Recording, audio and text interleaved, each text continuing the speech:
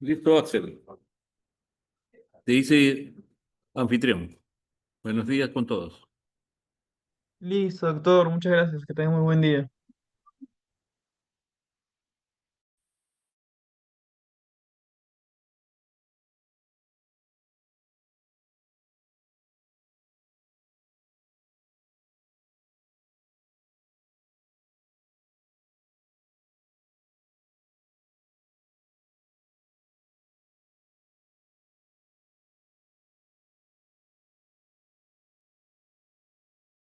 Alumnos, buenas.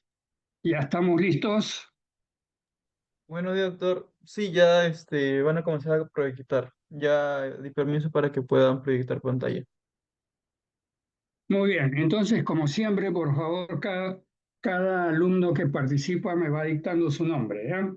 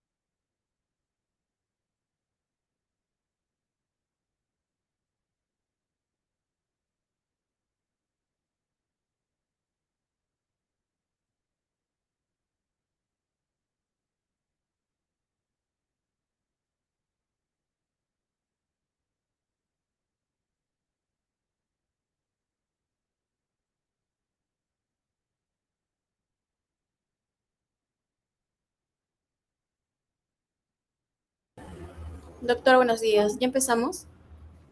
Adelante, adelante. Ok. Buenos días, doctor. Buenos días, compañeros. El día de hoy el grupo B va a hablar, perdón, el grupo C va a hablar acerca de la evaluación de la función respiratoria.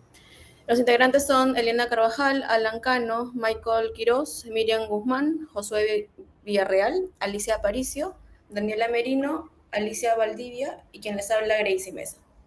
Siguiente, por favor.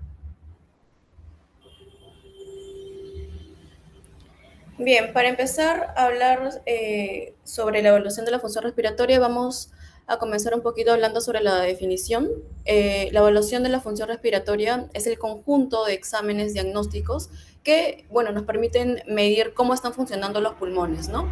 Su objetivo es tanto valorar la capacidad ventilatoria, la entrada y salida del aire, detectar y cuantificar enfermedades respiratorias tanto obstructivas como, por ejemplo, el asma, el EPOC, o restrictivas también, como por ejemplo una fibrosis pulmonar. También monitorear la evolución de los pacientes y la respuesta o la evolución de ellos mismos y valorar los riesgos quirúrgicos. Siguiente, por favor.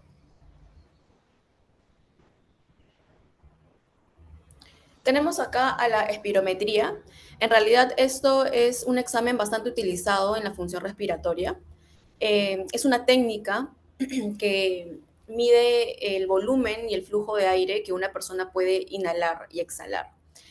Hay tipos de espirometría. Tenemos a la espirometría simple, la basal, que, bueno, solamente mide la cantidad de aire inhalado y exhalado y evalúa parámetros básicos como la capacidad vital forzada, el FEP1 y la relación tanto del FEP1 con la capacidad vital forzada.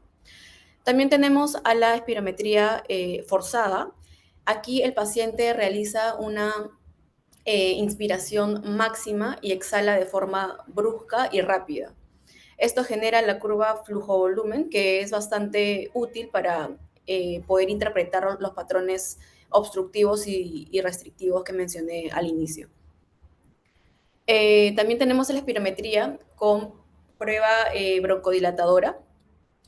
Esto se repite, o sea, se repite la espirometría después de administrar un broncodilatador. Y permite diferenciar el asma, que es reversible, del EPOC, que no es reversible o es poco reversible. Y hay un aumento del FEV1, que debe ser mayor o igual a un 12%, y mayor o igual a 200 milímetros, que esto se considera una respuesta positiva. También tenemos a la espirometría de esfuerzo o ejercicio. Esto va a evaluar la respuesta de los pulmones durante la actividad física y es bastante útil en pacientes con disnea sin causa clara. Ahora, tenemos también a los parámetros principales que mide. Tenemos al FBC, que es la capacidad vital forzada. Es el volumen máximo de aire exhalado con fuerza después de una inspiración profunda. También tenemos al FEV1, que es el volumen expiratorio forzado en primer segundo. Esto es la cantidad de aire expulsado en primer segundo de la expiración forzada. Y la relación FEV1 con la capacidad vital forzada, que es, bueno, nos ayuda perdón, a diferenciar el patrón obstructivo, que debe ser menos de 70%, del restrictivo, que es normal o alto con una FBS, que es la capacidad vital forzada, reducida. Y tenemos al PEF, que es el flujo expiratorio máximo, y aquí se ve que el mayor flujo de aire, alcanzado durante la expiración forzada. Ahora, bueno, ¿cuáles son los requisitos para que esto sea aceptable, no? Primero, esfuerzo máximo del paciente. Debe inhalar y exhalar con la mayor fuerza posible. El inicio debe ser rápido. La expiración debe comenzar de manera brusca. Una duración adecuada, ¿no? La expiración debe durar al menos 6 segundos en adultos.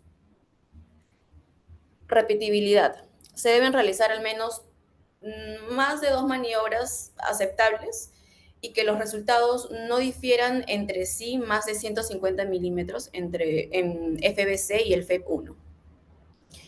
Y sin artefactos. ¿Qué quiere decir esto? Que no debe haber tos, un cierre glótico, fugas de aire, obstrucción de repente con la lengua o una mala colocación de la boquilla. También puede ser. Siguiente, por favor.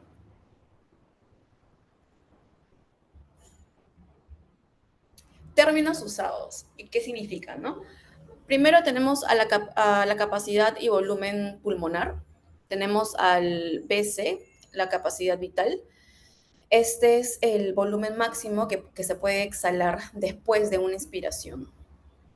El FBC, que es la capacidad vital forzada. Esto es igual a la capacidad vital, al BC, pero con una expiración rápida y forzada. El FEV1, que es el volumen expirado en el primer segundo de la FBC. El FEV1 por el FBC. Acá tenemos el índice de FENAU. Esto es clave para diagnosticar la obstrucción. Tenemos al PEF, el flujo expiratorio máximo, y al FEV 25 y 75%, que es un flujo medio en la porción, es un flujo medio en la porción media de la expiración, y es útil para detectar obstrucción de vías pequeñas. Y tenemos los patrones respiratorios. Tenemos acá el obstructivo, donde encontramos, hay una disminución del FEV1, y el FEV1 por el FBC va a estar menos del 70%. Y el FBC normal o ligeramente reducido. El restrictivo, donde nos encontramos con una FBC disminuida, FEV1 normal o disminuido de manera proporcional, y el FEV1 por el FBC normal o elevado. Y el mixto, que bueno, combina características de ambos. Siguiente, por favor.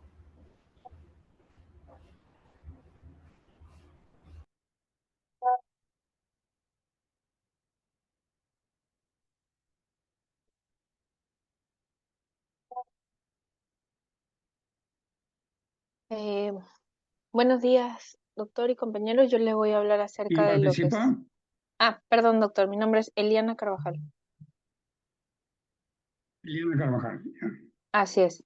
Yo les voy a mencionar acerca de lo que son las tablas estadísticas del patrón espirométrico. Como ya lo mencionó mi compañera sobre la espirometría, estas tablas más que nada son valores de referencia obtenidos a partir de estudios poblacionales de personas sanas que no tengan condiciones como factores de riesgo de enfermedades respiratorias, que no fumadores o sin síntomas respiratorios al momento, ¿no? Entonces, ¿para qué nos va a ayudar estas tablas? Para lo que es la expresión de valores esperados de los parámetros de la espirometría. Nos va a servir evaluar estos parámetros de acuerdo a la edad, al sexo, a la talla y a la etnia. Entonces, va a servir para poder comparar los resultados de un paciente con lo que sería, entre comillas, normal para alguien con sus mismas características, ¿no? Porque este es un estudio que se hace como un estudio epidemiológico que se recauda información para poder evaluar a los valores normales o de un paciente o evaluar y ver las características o las diferencias de un resultado de un paciente y poder llegar en conclusión a un diagnóstico, ¿no? Entonces, como podemos ver aquí en la imagen, tenemos unas tablas. Estas tablas nos va a ayudar a evaluar a través de parámetros. Parte de ello ya lo mencionó mi compañera. Estos parámetros nos van a permitir evaluar lo que es la capacidad vital forzada. ¿Para qué? Para poder reflejar lo que es un volumen máximo expirado tras una inspiración profunda. Entonces, este indicador va a ayudarnos a ver qué tamaño pulmonar tiene cada paciente. También nos va a ayudar a disminuir disminuyen lo que es las enfermedades restrictivas en cuanto, por ejemplo, pacientes con diagnóstico de fibrosis o secuelas pleurales. También nos va a ayudar a evaluar lo que es el volumen expiratorio forzado en un segundo para poder medir cuánto es el aire que se expulsa en el primer segundo, y este parámetro va a ser clave para evaluar lo que es un tipo de obstrucción en el caso del asma o el EPOC. Posterior a ello va a haber otro parámetro que es la relación del BEF1 y del FBC en un porcentaje. Entonces, esta relación va a permitir diferenciar patrones para poder ver el riesgo, ¿no? Si es los resultados puede salir con un riesgo normal que va a ser mayor o igual a 70%, y también va a depender de la edad. Justamente para estas son estas tablas. Puede ser un resultado de un patrón bajo o un patrón normal y alto. Entonces, también tenemos solo el otro parámetro que es un FEV 25 a 75%, donde evalúa los flujos de vía aéreas pequeños o es útil para una detección temprana de una obstrucción que recién se esté manifestando.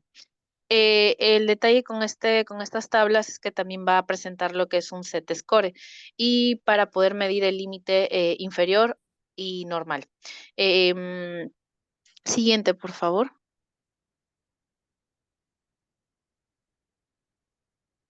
La tabla estadística espirométrica que usamos nosotros aquí en Latinoamérica, bueno, en este cuadro lo que yo he puesto son tablas estadísticas que se usan a nivel mundial, pero en referencia a la que nosotros usamos va a ser la que son las tablas GLI y la tabla NHANES 3.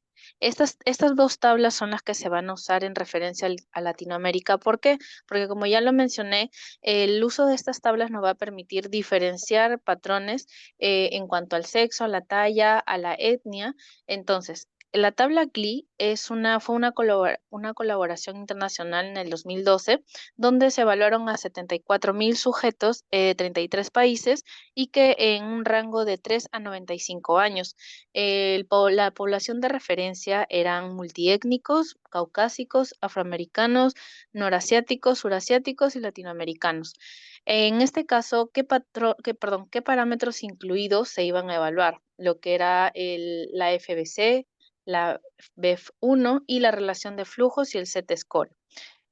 ¿Cuál iban a ser las ventajas de esta tabla? La cobertura es global, incluye a todas las edades porque el rango es un rango muy, muy alto, entre 3 y 95 años, incluye a latinoamericanos, que en nuestro caso, y va a ser recomendado por estas dos sociedades muy importantes, que es la ERS y la ATS. En cuanto a las limitaciones, hay que requerir del software que esté actualizado y para poder aplicar lo que es el Z-Score.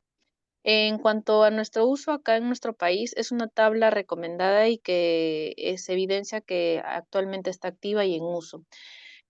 También se usan aquí en Perú, se usa, por ejemplo, la NHANES 3, pero que va a haber diferencias con la GLI 2012, que entre estas dos tablas estadísticas, em, el parámetro incluido de lo que se va a evaluar en la NHANES no va a estar agregado en lo que es el Z-Score. Y bueno, se menciona que en cuanto al uso, solamente algunos laboratorios del sector de Lima aún lo siguen usando, ¿no? Entonces, estas tablas nos van a ayudar para poder evaluar lo que es un porcentaje predicho tradicional, por ejemplo, un BEF1, que lo que se espera es que sea un 85% del resultado esperado. El Z-Score para poder evaluar el límite inferior de normalidad, normalidad, perdón, va a ser un método recomendado, ya que si hay una alteración, el Z-Score nos va a ayudar para poder evaluar o dar un diagnóstico, ¿no? Y en Perú, más que nada, se usa por la diversidad étnica y la altitud. Se va a priorizar esta tabla porque es un poco más, más amplia para la evaluación y el diagnóstico. Siguiente, por favor.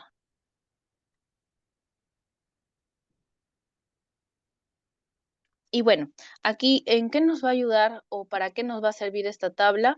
Para lo que es el diagnóstico de enfermedades pulmonares obstructivas o restrictivas, como lo mencionó mi compañera, también para clasificar la gravedad leve, moderada y severa, para monitorizar la evolución clínica y respuesta ante un tratamiento de un paciente, y como una investigación epidemiológica para poder comparar poblaciones, ya que esta tabla cada cierto tiempo va actualizando su software. Como podemos ver, ahí vamos en la imagen, tenemos a un paciente que está realizando la prueba de la espirometría. ¿Cómo vamos a realizar esta lectura? Primero se hace la medición con el espirómetro, los valores del paciente. Para ello tiene que estar instalado el software o puede ser también manualmente comparando los valores de este paciente con las tablas de referencia que ya he mencionado. Se pueden expresar en dos formas: el porcentaje del valor predicho, el Z-Score con una desviación estándar, que es más moderno y recomendado por estas sociedades, y si está por debajo del límite inferior de lo normal, el Z-Score va a ser muy, muy importante para poder llevar el diagnóstico, porque va a tener un ligero margen de, ¿cómo decirlo?, de error o de afinidad, que va a ser el Z-Score menor a 1,64 o en el quinto percentil.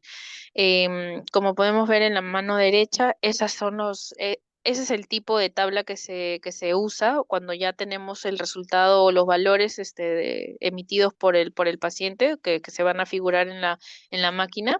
Estas tablas nos van a permitir poder evaluar los patrones muy cercanos a característicos para poder llevar a un diagnóstico adecuado de acuerdo a los valores que se manifiesten, ¿no?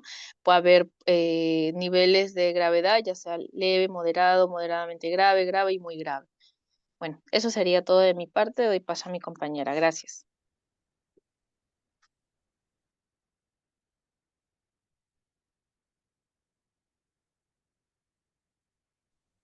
Bueno, doctor, siguiendo con la curva de volumen-tiempo, esto va a representar la cantidad de aire expirado en función del tiempo, teniendo como eje X el tiempo y el eje Y el volumen expirado, que se va a medir en litros. Las parámetros que se van a obtener en la curva de volumen-tiempo va a ser la capacidad vital Disculpa, forzada. compañero, primero recuerda presentar tu nombre para que el doctor No, te tenga no anotado. se te escucha bien, Michael. Sí, me encuentro movilizando, doctor. Había pedido el poder mover el escenario, pero no se pudo.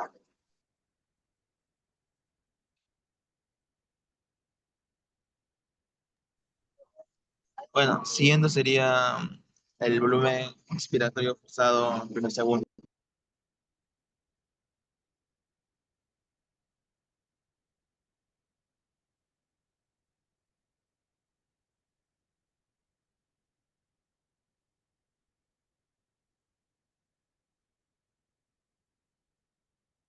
Mm, no hay sonido, ¿qué pasó?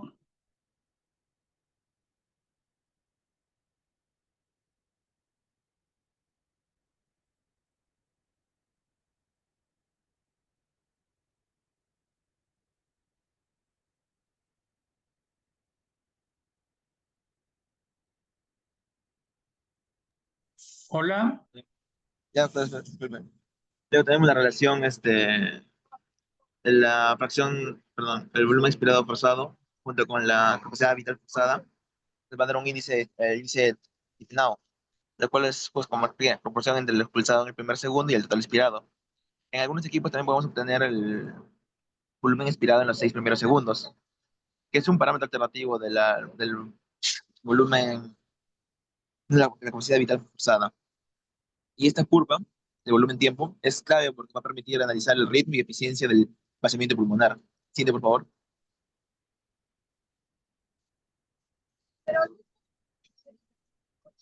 Siguiendo con la curva flujo-volumen, esto va a representar la relación entre el flujo del aire y el volumen pulmonar durante la maniobra, teniendo por eje X volumen en volumen y pues, el eje Y el flujo. Los parámetros analizados van a ser el flujo expiratorio pico, pues el flujo máximo alcanzado en el inicio de la expiración. El flujo expiratorio forzado medio es un flujo promedio medido en la proporción media de la expiración entre el 25 y 75% del volumen exhalado. Y luego los flujos medidos cuando bueno, perdón, el FEF 25, 50, 75, el cual son flujos medidos cuando se ha expirado el 25, 50, 75% de la capacidad vital forzada. Y bueno, también tenemos la capacidad vital inspiratoria forzada y la importancia va a ser de la curva es porque va a mostrar de forma visual la dinámica del flujo aéreo en cada fase de expiración e inspiración. Así de todo por parte, doctor. Gracias.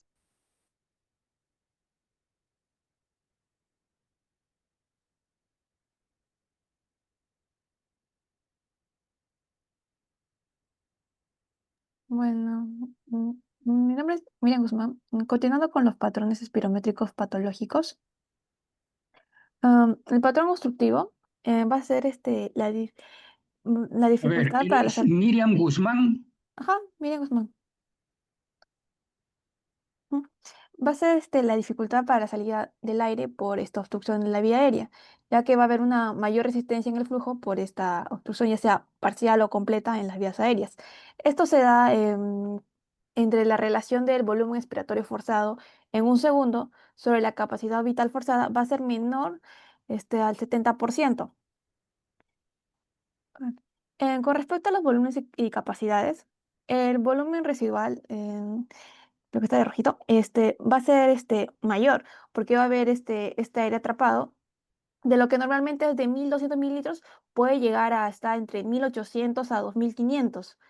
Y con respecto a la capacidad residual funcional, también va a estar aumentada, ya que también se va a acumular aire en los pulmones y esto puede llegar hasta, de lo que es normalmente, lo normal es 2.300 mililitros, puede llegar hasta de 3.000 a 3.500 mililitros. Y con respecto a la capacidad vital, también va a estar disminuida porque el volumen residual ocupa este espacio. Así que de lo que es de lo normal de 4.600 mililitros puede llegar a mucho, mucho, mucho menos. Y con respecto a la capacidad pulmonar total, de lo que lo es normal, de 5.800 mililitros, puede llegar hasta aumentar hasta de 6.000, 7.000 a más. Con respecto a las características de la curva flujo-volumen, el flujo expiratorio máximo va a estar disminuido, va a haber esta rama expiratoria descendente con cavidad, este aspecto hundido va a tener, y la capacidad vital va a estar relativamente conservada, por lo cual, digamos, a la interpretación de que esta dificultad para vaciar el aire va a traer esta obstrucción bronquial, como se ve en los casos del asma, porque hay este estrechamiento de las vías aéreas o en los efisemas donde hay daño del parénquima pulmonar. Siguiente, por favor. Con respecto al patrón restrictivo, esta es la disminución de la capacidad pulmonar total por pérdida de la distensibilidad pulmonar o limitación extrapulmonar. Esta se ve porque la capacidad vital forzada va a estar en menos del 80%, eh, y la relación de volumen expiratorio forzado en un segundo sobre la capacidad vital forzada va a estar normal o aumentado.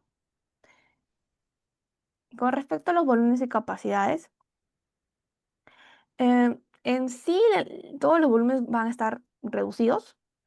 La capacidad pulmonar total, va a haber una gran disminución de que puede llegar a estar menos de 3.500 a 4.000 mililitros. Y la capacidad vital también está disminuida de 2.500 a 3.000 mililitros, puede llegar a estar a menos. Y el volumen residual, pues eso sí puede estar disminuido o normal, que es de los 1.200 mililitros. Con respecto a las características de la curva flujo-volumen, acá vamos a ver una curva más pequeña y estrecha, pero con forma similar a lo normal. Este se debe a... Y con respecto al flujo expiratorio máximo, ah, puede estar relativamente conservado en proporción al volumen. Y la capacidad vital va a estar reducida, por lo cual esta dificultad para expandir los pulmones nos trae a esta reducción de la capacidad pulmonar total. Esto se ve puede haber causas, por ejemplo, en ejemplos clínicos intrínsecas, como esta, la fibrosis pulmonar, o causas extrínsecas que se deben a patologías de la pared torácica, como podemos ver en la escoliosis, derrame pleural. Bueno, eso sería todo por mi parte. ¿Puedes poner la curva número 1? Retroceder a la número 1, el patrón obstructivo. Sí, doctor, ahí está. Ahí. Vean ustedes en la imagen, en la ilustración donde dice curva flujo-volumen, en el caso de un patrón obstructivo. Vean, en la curva tenemos un asa inferior, que es el punto donde el paciente empieza a tomar aire, va descendiendo y luego llega a un punto en el cual el paciente empieza a expulsar el aire. Y sube, sube, sube en la mitad superior hasta el punto máximo, que es el flujo pico, donde dice PEF, ¿no? El punto más alto de la curva. Desde allí va a descender nuevamente para cerrar la curva. Miren la pendiente de bajada de la curva desde PEF hacia la línea horizontal, ¿no? La curva de bajada. Entonces miren la muesca que se produce allí. Entonces, esa muesca que se produce en esa pendiente es debido a la dificultad para eliminar el aire. Entonces, es una curva que va retrasando la expulsión del aire y la pendiente es pues más depresiva, se deprime la pendiente. Que esa imagen es característica del patrón obstructivo. Ahora pasen al cuadro 2, al siguiente.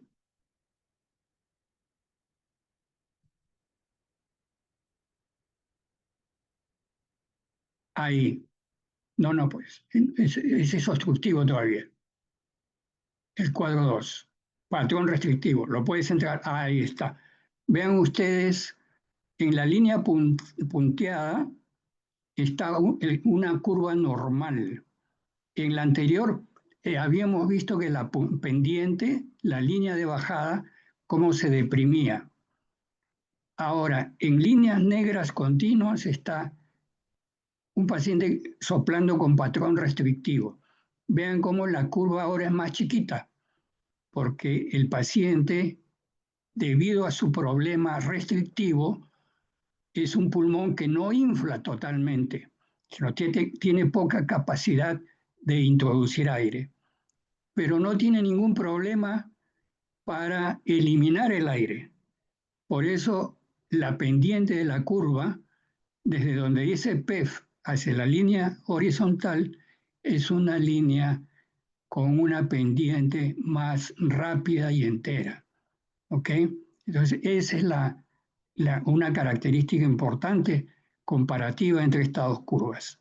Entonces, en el problema obstructivo, la pendiente de la curva deprimida y alargada nos dice que el paciente tiene dificultad para expirar. En cambio, en el patrón restrictivo, el poco aire que hizo ingresar a los pulmones lo elimina con rapidez. No hay entonces obstrucción. Bueno, ahora seguimos. Buenas tardes, doctor. Soy Josué Villarreal y Josué Villarreal. Sí, continuamos con pulsioximetría. Bien. Este es un método no invasivo, rápido y continuo que estima la saturación arterial de oxígeno y la frecuencia cardíaca, utilizando un sensor colocado en el dedo, oreja o nariz, como ya creo que todos los hemos usado, y va a medir el porcentaje de hemoglobina arterial saturada con oxígeno. Es una herramienta de monitoreo, más no es de diagnóstico definitivo. Esta básicamente va a consistir en que fisiológicamente tenemos a la hemoglobina que va a tener distintas formas, como en la oxihemoglobina, que va a observar más luz infrarroja, y la desoxigenada, que absorbe más luz roja, como vamos a ver en un momento. La pulsiometría va a aplicar la ley de Beer-Lambert. ¿Qué quiere decir esto?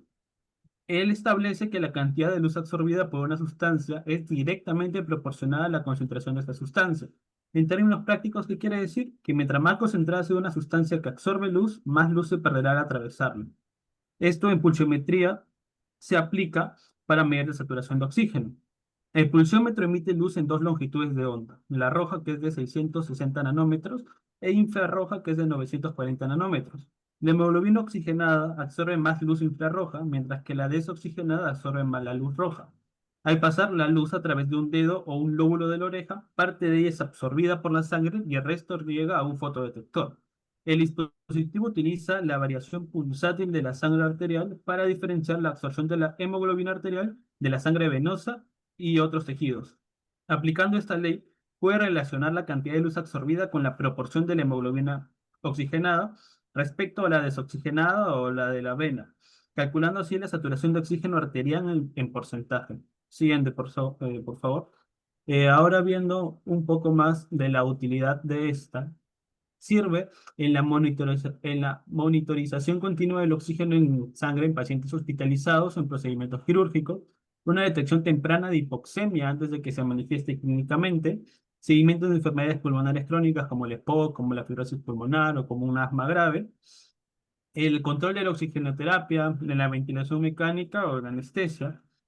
Y en COVID-19 fue fundamental para detectar la llamada hipoxemia silenciosa, que básicamente se utilizó esto para permitir a los médicos y los propios pacientes detectar casos de hipoxemia silenciosa, donde donde en el triaje hospitalario, evitando que los pacientes llegaran tarde con insuficiencia respiratoria grave, porque básicamente en hipoxemia silenciosa tu presión arterial de oxígeno bajaba de 80, tu saturación bajaba de 95, pero tú no estabas presentando síntomas. Es por eso que en la época del COVID sirvió mucho el pulsoxímetro. Siguiente, por favor. Ahora vamos a ver un poco más de beneficios y de limitaciones. En beneficios vamos a tener que es un método no invasivo, indoloro y es rápido de utilizar, es portátil y de bajo costo, y ha reducido complicaciones anestésicas y mejora la seguridad del paciente. A nivel de limitaciones, no va a distinguir entre otros tipos de hemoglobina, como la carboxihemoglobina y la metahemoglobina, y puede dar lecturas erróneas en mala perfusión periférica, como en el caso de shock, hipotermia, vasoconstricción. Es por eso que en algunos casos, cuando vemos a los pacientes, lo ponemos en los dedos, no lee bien y lo recomiendan ponerlo en la oreja o en la nariz. Y también los pigmentos. Pacientes que tienen esmalte en las uñas de color oscuro, en general esmalte, dificulta también la medición de la saturación de oxígeno. Y sin embargo, cabe recalcar que aunque es importante y es rápido de utilizar, no va a reemplazar una gasometría arterial donde ahí vamos a tener ya una detección de la presión arterial de oxígeno directa. Y va a medir otros gases y va a ser mucho más importante o de mejor diagnóstico que una simple pulsioximetría. Pero igual cabe recalcar que es muy importante por su rapidez. Eso sería todo.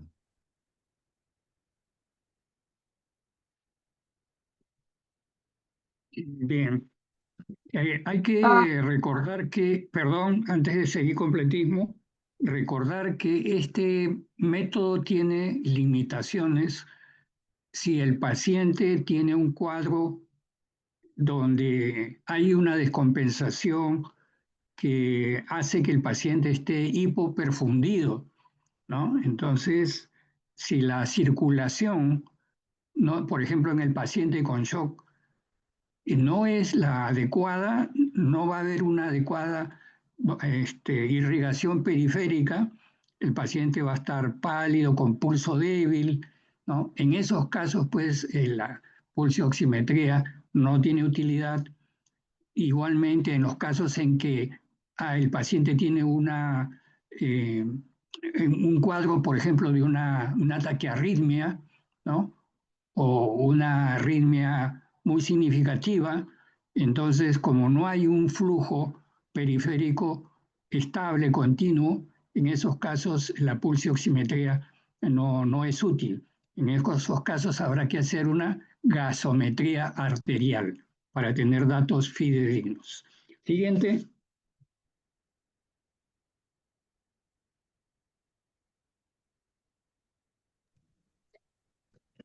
mi nombre es Alicia Valdivia, doctor. A mí me tocó exponer sobre la plethysmografía, que va a ser una prueba de la función pulmonar que va a medir el volumen de aire total, que puede contener los pulmones. Bien, Alicia, adelante.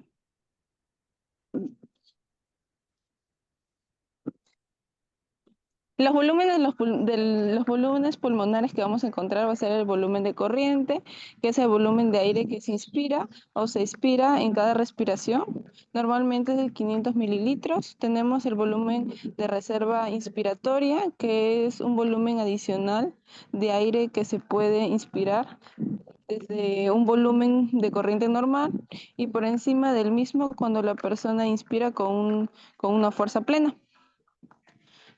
Tenemos el volumen de reserva expiratorio, que es el volumen adicional máximo de aire que se puede expirar mediante una expiración forzada después del final de una expiración a volumen de corriente normal. Tenemos el volumen residual, que es el volumen de aire que queda en los pulmones después de la expiración forzada.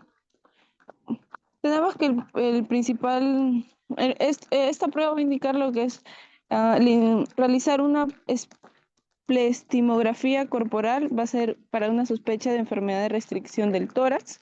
También va a ser de una sospecha de un proceso restrictivo. Suele funcionalmente darse desde el punto de vista fisiológico y la disminución de la CBF obtenida de la espirometría y se confirma con la disminución de la CPT a través. Tenemos que se va a utilizar en esta prueba la ley de Boyle, que va a ser la presión 1 por volumen 1 es igual a presión 2 por volumen 2. Siguiente, por favor.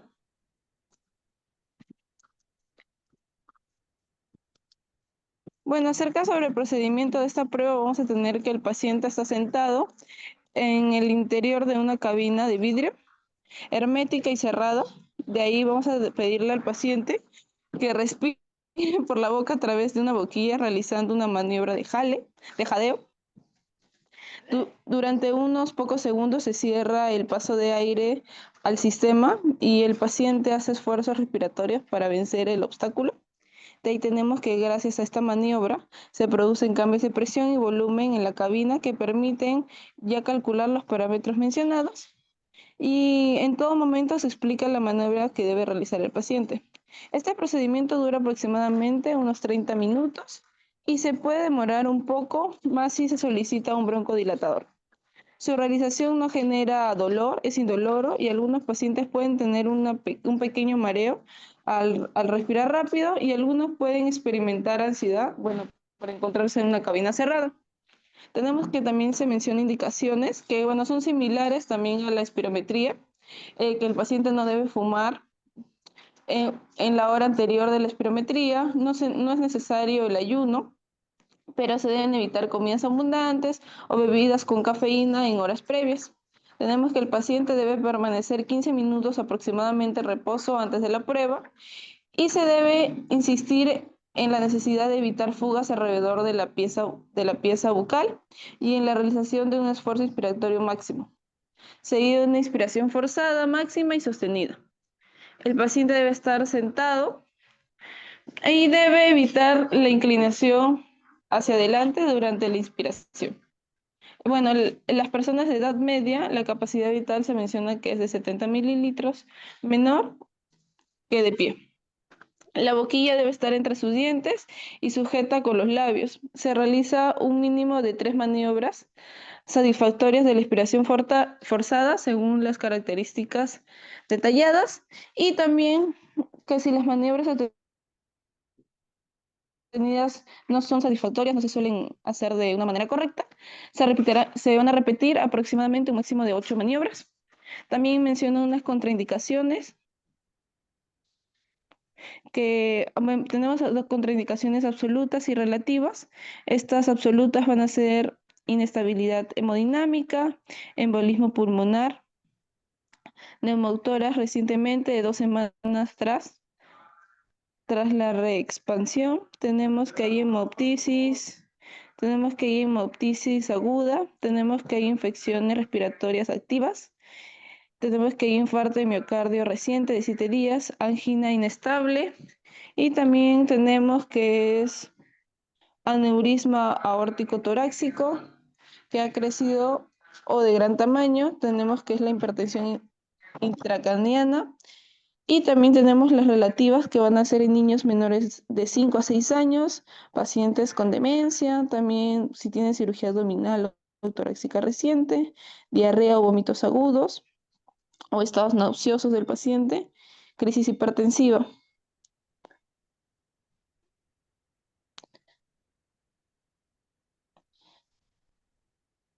Bueno, y también mencionaron unas causas del patrón restrictivo que podrían ser intrínsecas o extrínsecas. Cuando se habla de intrínsecas van a ser lo que es síndrome de consolidación, edema y PIT. Cuando son extrínsecas podría ser obesidad, cardiomegalia, neuromusculares, miasis gravis. Y bueno, las complicaciones que podrían ser síncope, acceso de tos, dolor torácico, aumento de la presión intracraniana.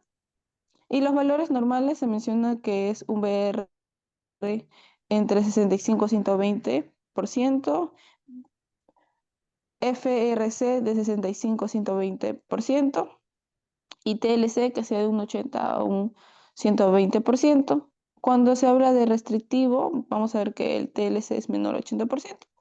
Y si habla de hiperinflación, es porque la relación del RB entre TLC es mayor a 120. Eso sería todo por mi parte. Muy bien, Alicia. Bien, aquí antes de pasar a la gammagrafía, vamos a hacer un pequeño comentario.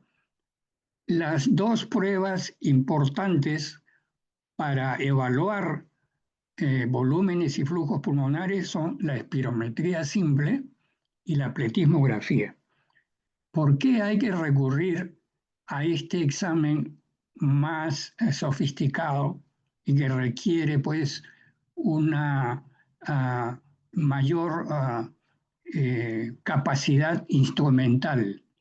Por la razón siguiente, vean, cuando una persona toma aire y llena los pulmones todo lo que puede, al expulsarlo, la expulsión del volumen de aire no es total, porque el pulmón es un órgano tridimensional. Cuando se expira y se expulsa todo el aire posible, el pulmón no se evacúa al 100%, porque si no el pulmón tendría pues que adquirir unas dimensiones prácticamente como una hoja de papel para expulsar todo. Y eso no ocurre, ¿verdad? El pulmón sigue teniendo una forma tridimensional porque tiene un contenido, un volumen de aire residual. El pulmón no se aplasta totalmente al expulsar el aire. Entonces, la espirometría lo que hace es medir volumen y flujo del aire circulante, el aire que entra y sale, pero no mide el aire que queda, el aire residual. Aquí es donde entra la pletismografía.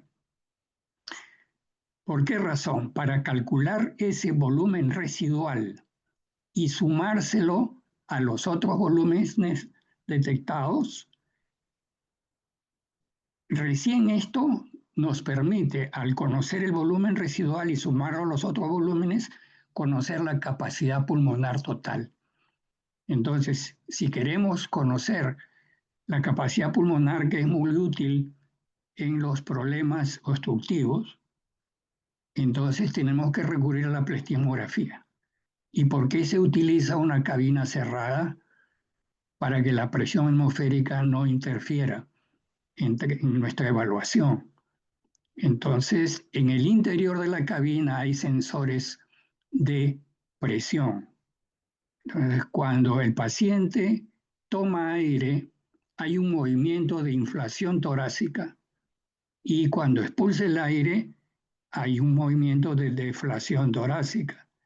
Esos cambios de presión se calculan matemáticamente, la computadora tiene el software para detectar esos cambios de presión y por la ley de Boyle sabemos que a determinados cambios de presión corresponden determinados valores de volumen. Establece entonces la ley de Boyle la relación presión-volumen. Y así, midiendo presiones, podemos inferir qué volúmenes. Y entonces, ahí podemos entonces finalmente calcular el volumen residual y sumarlo al resto de volúmenes para encontrar la capacidad pulmonar total. Esa es la razón de tener estos dos tipos de exámenes. Muy bien, sigamos.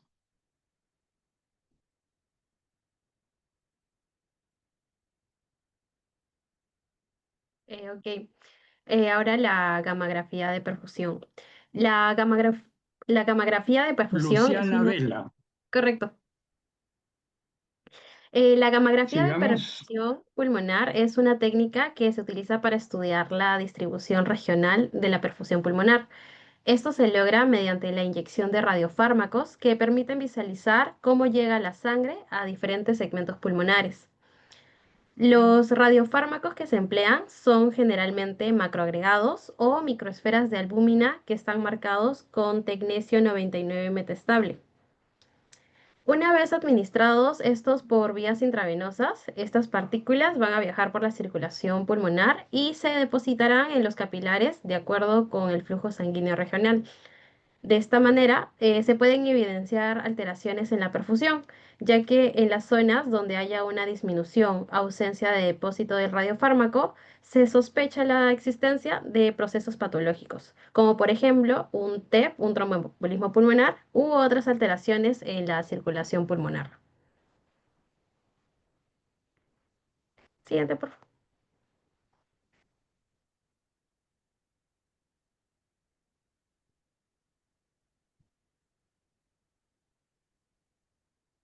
Siguiente, por favor. Ok, como mencioné, las indicaciones principales pueden ser en un TEP, en una tromboembolia pulmonar. Aquí sirve para detectar si un coágulo está obstruyendo el paso de la sangre o a una parte del pulmón. Siguiente, porfa. Ah, no, anterior. Gracias. En otras indicaciones, también se podría realizar previo a una intervención quirúrgica, ya que antes de cirugías pulmonares mayores, como las resecciones, esta se puede utilizar para ver cuánto bien funciona el pulmón y estimar una reserva respiratoria. Como tercer punto, podemos indicarlo para un diagnóstico de alteraciones congénitas, ya que aquí vamos a poder identificar malformaciones con el desarrollo del pulmón, tales como, por ejemplo, una agenesia, una hipoplasia o una aplasia. Y una última indicación podría ser para valoraciones de enfermedades pulmonares crónicas, el cual nos va a permitir ver cómo distintas patologías afectan la perfusión pulmonar. Gracias. Bien, entonces la técnica de la gammagrafía de ventilación utiliza pues la inyección de una sustancia de contraste que tiene un isótopo, que es generalmente el tecnecio, ¿no? Y el paciente, una vez que le ha sido administrado esta sustancia, es colocado en una máquina que va a leer cómo se distribuye estas imágenes que dan este isótopo, ¿no? Entonces lo va midiendo zona por zona y se permite entonces ver en las imágenes zonas de un silencio, zonas donde no hay una perfusión adecuada, ¿no?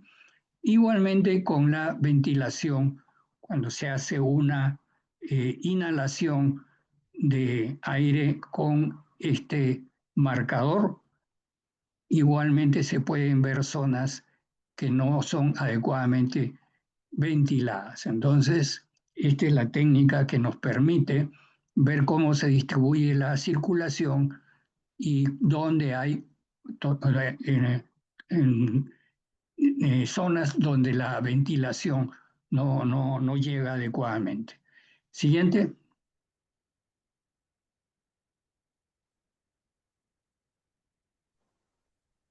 Buenas tardes, doctor.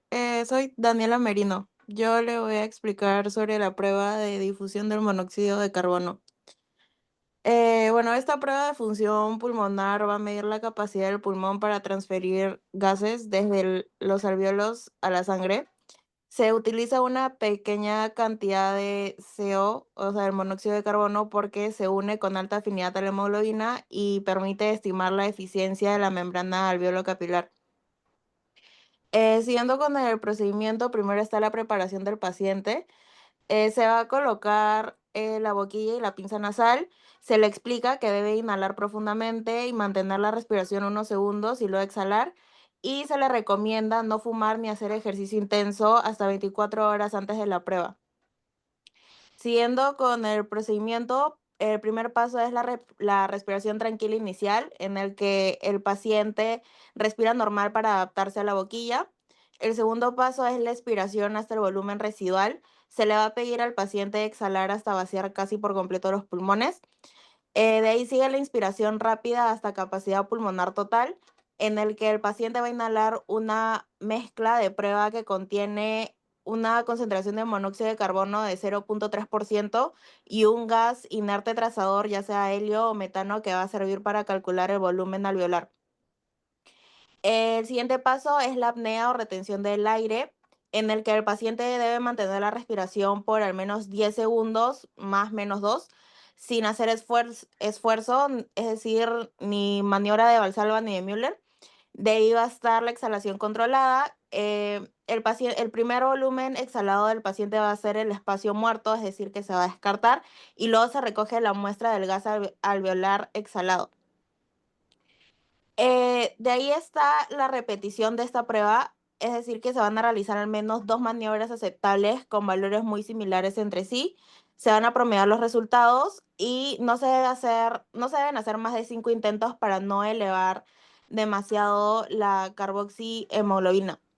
Ahora van a haber factores que van a afectar el resultado, por ejemplo, la hemoglobina, es decir, si se encuentra una anemia, el resultado de esta prueba va a salir bajo, o si se encuentra una policitemia, los resultados de la prueba van a salir en valores altos.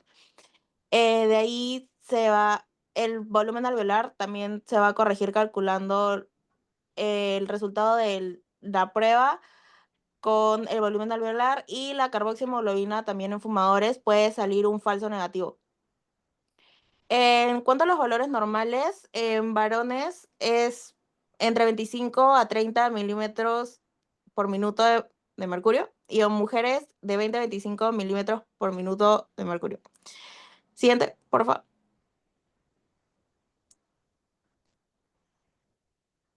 Ya, con respecto a la interpretación clínica de los resultados, si vemos un resultado disminuido, se va a pensar en una enfermedad intersticial pulmonar, ya sea fibrosis pulmonar, neumonitis o sarcoidosis, es decir, que se va a encontrar un daño en la membrana alveolo-capilar, sino en un enfisema, ya sea EPOC tipo enfisematoso, por destrucción de la superficie alveolar. También se puede encontrar hipertensión pulmonar o enfermedad vascular pulmonar por alteración del lecho capilar o una anemia ya que va a haber menos hemoglobina disponible para captar el monóxido de carbono.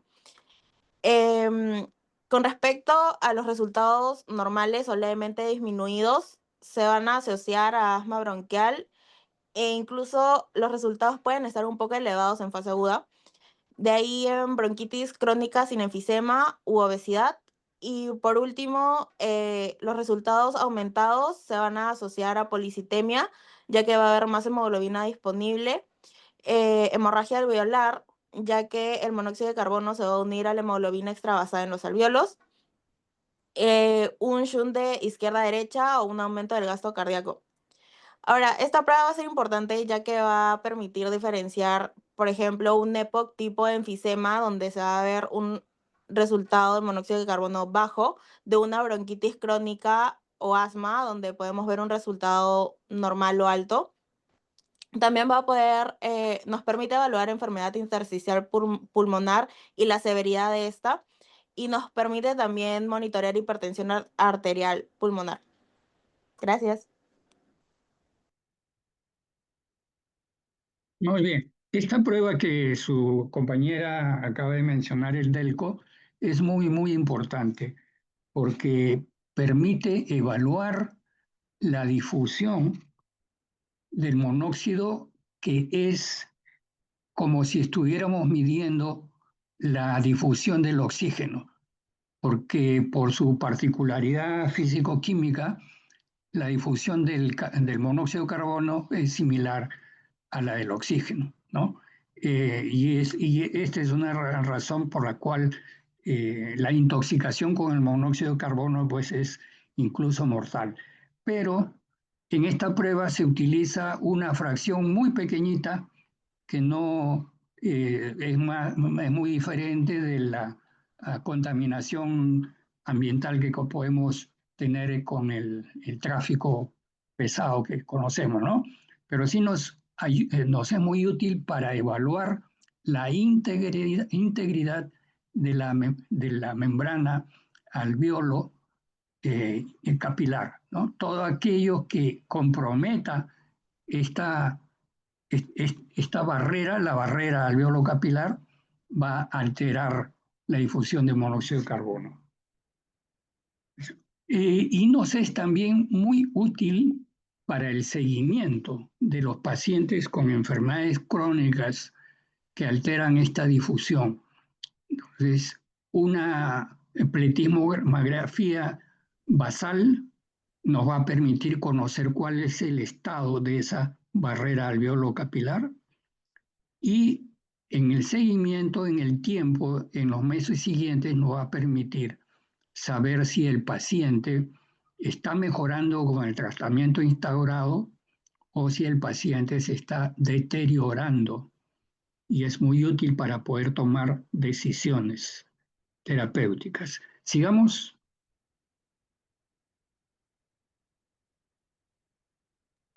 Doctor, buenas tardes. Soy Alan Cano. Adelante, Alan. Ok, gracias, doctor. Bueno, en esta parte vamos a hablar acerca de lo que es el test de caminata de 6 minutos, lo cual es una herramienta, ¿no?, de evaluación fundamental, ¿no?, en el ámbito de de la rehabilitación cardiopulmonar y de la medicina deportiva. Por lo cual, ¿qué es exactamente este test? Básicamente es una prueba funcional no simple que mide, ¿no?, la distancia máxima que una persona puede caminar, ¿no?, en un terreno plano durante exactamente 6 minutos.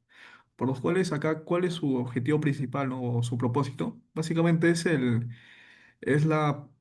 evaluar, ¿no?, la capacidad funcional y la respuesta al ejercicio de nuestros pacientes, ¿no? A diferencia de otras pruebas más complejas, ¿no?, como el test de caminata básicamente nos permite obtener, ¿no?, una información valiosa sobre la tolerancia, ¿no?, al ejercicio de manera práctica y accesible.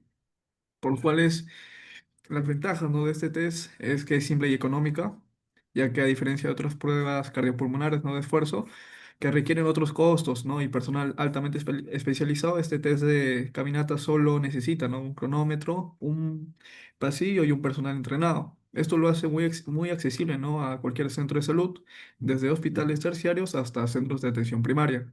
El otro es que no es invasiva, hay reflejos de actividades diarias, ¿no?, por lo cual este es quizás no el aspecto más importante, ya que la mayoría de las actividades de la vida diaria se realizan a intensidades submáximas similares a las del test, ya que caminar es la forma más común del ejercicio en las poblaciones en general, por lo que los resultados tienden a tener una correlación directa, ¿no?, con las capacidades funcionales reales, ¿no?, del paciente en su entorno cotidiano, y otro es que es bien tolerado.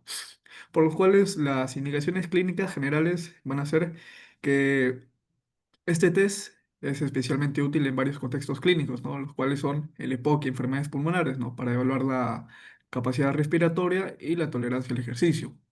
Luego está lo que es la insuficiencia cardíaca para permitir, ¿no?, monitorear la función cardiovascular, al igual que la evaluación preoperatoria, ¿no?, que ayuda a determinar el riesgo quirúrgico. Luego está lo que es la rehabilitación cardiopulmonar. Esto más que nada para poder planificar, ¿no?, y monitorear programas de ejercicio, los cuales acá los parámetros evaluados son, ¿no?, la distancia recorrida, la saturación de oxígeno, ¿no?, al igual que la frecuencia cardíaca con la presión arterial, los cuales también vamos a lo que es TIN y fatiga según la escala de Borg, los cuales eso más adelante se va a comentar, ¿no?, de manera más específica. Y obviamente las ventajas, como ya mencioné, no es invasiva, hay reflejos de las actividades diarias que son bien toleradas. Y en esos valores normales tendría que ser de 400 a 700 metros en adultos sanos. Entonces, siendo con ello, vamos a ir a la siguiente imagen, los cuales razones para determinar, ¿no?, para detener, ¿no?, este tipo de pruebas es en personas que tienen este tipo de dolor torácico. Otro puede ser en personas que tienen disnea intolerable, por los cuales, para comenzar, ¿no?, el dolor torácico puede indicar más que nada en personas que tienen isquemia miocárdico, ¿no?, ya que durante el ejercicio este aumenta el consumo del oxígeno del corazón, y si es que hay quizás enfermedades coronarias también puede manifestarse, ¿no?, como una angina. Luego está lo que es la disnea intolerable, lo cual esto podría señalar, ¿no?, de que el sistema respiratorio ha alcanzado sus límites de compensación, lo cual continuar podría no precipitar una insuficiencia respiratoria aguda al paciente. Al igual que también están los calambres en las piernas o la diaforesis excesiva, ¿no?, y palidez, los cuales esos también son signos, ¿no?, de respuesta simpática exagerada que obviamente indican, ¿no?, un compromiso cardiovascular significativo, por los cuales teniendo algunos de esos problemas, obviamente hay que tratar, ¿no?, de evitar este tipo de test. Luego de esto está, como pueden ver aquí,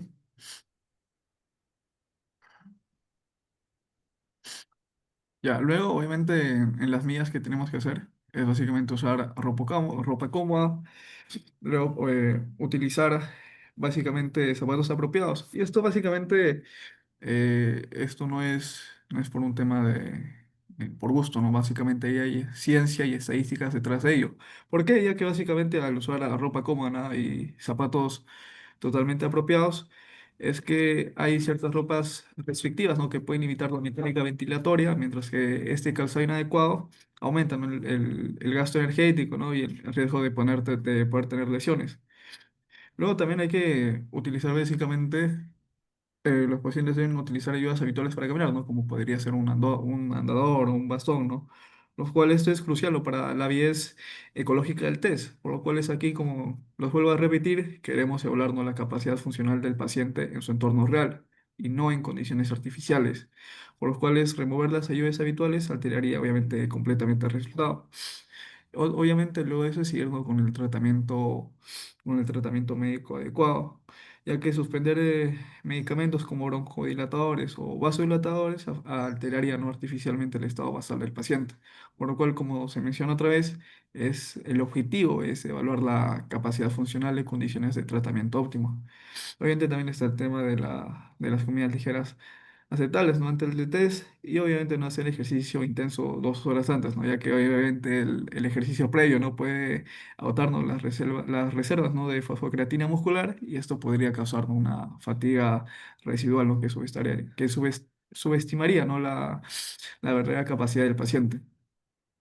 Por los cuales luego yo ya vamos a mencionar los pasos. Primero hay que hacer que el paciente no se pare y registre su línea o fatiga basal, ¿no?, utilizando la escala de Borg, los cuales aquí lo vemos en esta escala, desde sin disnea, muy, muy leve, ¿no?, que apenas se podría notar, leve, moderada, algo severa y muy severa, los cuales obviamente este tiene un score, ¿no?, del 0 al 10, los cuales estos van a ser evaluados, ¿no?, por medio van a ser anotados, ¿no?, en una tabla como esta.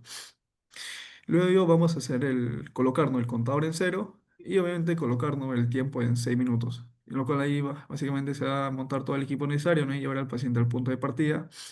Por lo cual acá previamente no hay que instruir al paciente acerca de este test y que no camine con el paciente, por lo cual tan pronto que el paciente ya está caminando hay que usar el temporizador. Por los cuales, en base a todo esto del test de caminata, ya sabiendo las medidas de seguridades, cómo se utiliza también ese test, hay que tener muy entendido de que hay contraindicaciones. ¿Cuáles? Estas contraindicaciones se ven en esta tabla. Pero primero vamos a ir acerca de lo que es las indicaciones, los cuales, como pueden ver en pantalla, va a haber recomendación en escala B, C y B. Entonces, siguiendo con ello, tenemos las indicaciones de clase B, los cuales está el diagnóstico, ¿no?, de saturación arterial con el ejercicio, lo cual durante el ejercicio, ¿no?, algunos pacientes pueden mantener saturaciones normales en reposo, pero desaturan significativamente con el esfuerzo. Esto es especialmente relevante, ¿no?, en enfermedades intersticiales, ¿no?, donde la alteración del intercambio gaseoso se manifiesta principalmente, ¿no?, durante el ejercicio. Por lo cual, la detección temprana de esta desaturación puede cambiar completamente el manejo del paciente. Al igual que también está la evaluación del EPOC o de una insuficiencia cardíaca congestiva, ya que la distancia recorrida de 6 minutos se correlaciona fuertemente con el volumen de oxígeno máximo, ¿no?, y la clase funcional. Por lo cual, ¿qué sucede en EPOC? Por ejemplo, que en distancias menores a 350 metros se asocian con una mayor mortalidad. Y en hipertensión pulmonar es un predictor independiente de supervivencia. Por lo cual, ya en la evaluación pronóstica, los estudios longitudinales no han demostrado que este test de 6 minutos es un predictor potente de mortalidad y hospitalización. Por lo cual, una disminución de 50 metros en la distancia recorrida se asocia, ¿no?, con un aumento significativo de riesgo de eventos adversos. Por los cuales, ya siguiendo con lo que es la clase C, encontramos básicamente evaluaciones funcionales, ¿no?, en pacientes que tienen fibrosis quística y obviamente ver una evaluación preoperatoria para cirugía, ¿no?, en las reducciones de volumen pulmonar o en trasplante. Por los cuales, en el caso de la fibrosis quística, aunque la evidencia es limitada, ¿no?, el consenso de expertos nos respalda el uso para poder monitorear, ¿no?, la progresión de la enfermedad y la respuesta a tratamientos. Y bueno, luego de ello vamos a ir acerca de lo que son las contraindicaciones, que es muy importante, ya que en las contraindicaciones cardiovasculares se encuentra el infarto reciente, ya que durante los primeros días del postinfarto, el miocardio no sabemos de que está en proceso de cicatrización, por lo cual el ejercicio, aunque sea mínimo, ¿no?, podría aumentar, ¿no?, el consumo de oxígeno del miocardio y obviamente precipitar, ¿no?, a arritmias ventriculares, ¿no?, que son potencialmente fatales o extensión del infarto, ¿no?, lo cual eso sería muy perjudicial, ¿no?, para el paciente. Luego está obviamente la angina inestable, ¿no?, que representa este síndrome coronario agudo, ¿no?, donde la placa aterosclerótica no es inestable, por lo cual en cualquier momento también de demanda miocárdica puede precipitar, ¿no?, en un infarto agudo. Luego están lo que son las contraindicaciones respiratorias, los cuales aquí encontramos obviamente la insuficiencia respiratoria, lo cual básicamente aquí los pacientes, ¿no? Con una falla ventilatoria aguda ya tienen como que alterado, ¿no? Su intercambio gaseoso, por lo cual ya en el ejercicio aumentarían, ¿no? Las demandas ventilatorias cuando el sistema ya está en falla. Luego también podríamos encontrar lo que es el tromboembolismo pulmonar reciente, ¿no? Lo cual el ejercicio acá puede movilizarnos los trombos adicionales y aumentar la presión pulmonar, ¿no? Obviamente empeorando en este cuadro clínico. Y luego también para personas que tienen una sospecha de aneurisma disecante, ya que el aumento de la presión arterial con el ejercicio podría precipitarnos la ruptura del aneurisma, lo cual lleva a una emergencia vascular potencialmente fatal. Por lo cual otras consideraciones importantes, ¿no? Hay que mencionar, ¿no? Del síncope, ¿no? De origen no determinado, ya que en personas que tienen síncope sin saber su causa, el ejercicio les podría precipitar, ¿no? Nuevos episodios sincopales, ¿no? Con un riesgo de trauma. Y también en insuficiencia cardíaca no controlada, ya que el ejercicio aumenta el retorno venoso y la poscarga, lo cual eso que ocasiona precipitar edemas específicamente el edema pulmonar agudo. Entonces, esto sería todo, doctor. Muy bien, perfecto. Entonces, esta prueba también es sumamente útil, por ejemplo, para detectar pacientes que aparentemente en reposo, dada su condición crónica y debilitante, parecieran tener buena saturación de oxígeno, ¿no? Pero puestos al esfuerzo, puede detectarse una desaturación rápida. Entonces, esos pacientes que se detecta que desaturan al esfuerzo son candidatos para iniciar ya oxigenoterapia a bajo flujo, sobre todo nocturno, en casa, en su domicilio. Porque se entiende que durante la noche el esfuerzo inspiratorio se enlentece y posiblemente el paciente durante el sueño tenga una hipoxemia que durante la vigilia al día siguiente no se pueda detectar, ¿no?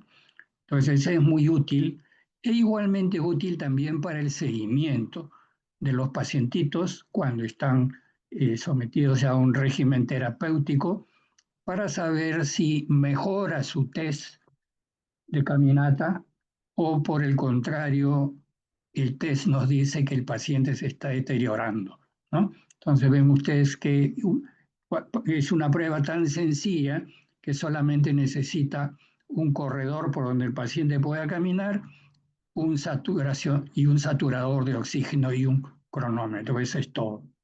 Es una prueba muy sencilla, pero que tiene una trascendencia muy importante. Los felicito, jóvenes, se han esforzado bastante, todos han sido claros en sus exposiciones. Con el resto de sus compañeros, ¿hay alguna duda, algo que quieran que aclaremos en este momento?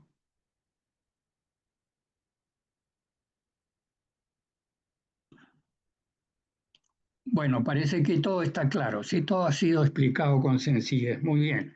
Entonces, damos por terminada esta reunión.